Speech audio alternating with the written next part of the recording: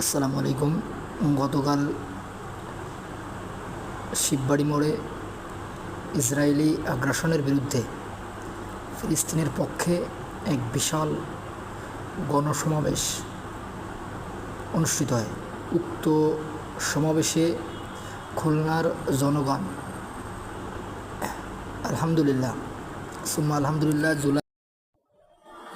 জুলাইয়ে যেমন সাড়া দিছিল, ঠিক তেমনি গতকাল এক ঐতিহাসিক ফিলিস্তিনের পক্ষে এবং ইসরায়েলের বিরুদ্ধে সমাবেশ অনুষ্ঠিত হয়। উক্ত সমাবেশে খুলনা বিভাগের এবং খুলনা জেলার সবার উপস্থিতিতে শিববাড়ি মোড় এক জুলাই রূপান্তরিত হয়, যা ফিলিস্তিনের জন্য আলহামদুলিল্লাহ সুম্মা আলহামদুলিল্লাহ একটা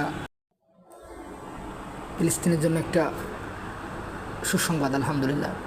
আর ইসরায়েলের জন্য কঠোর একটা হুঁশিয়ারি। আমরা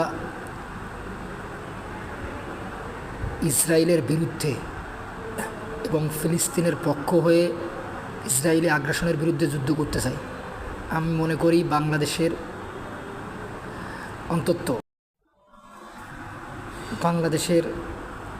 অন্তত করে যাদের এজ 20 থেকে 30 কিংবা 32 এরকমের অন্তত কয়েক লক্ষ যুবককে প্রশিক্ষণ দেওয়া হোক, সামরিক প্রশিক্ষণ। এটা আমি দাবি জানাই, কারণ পাশের দেশ ভারতও কিন্তু চক্রান্ত করতেছে।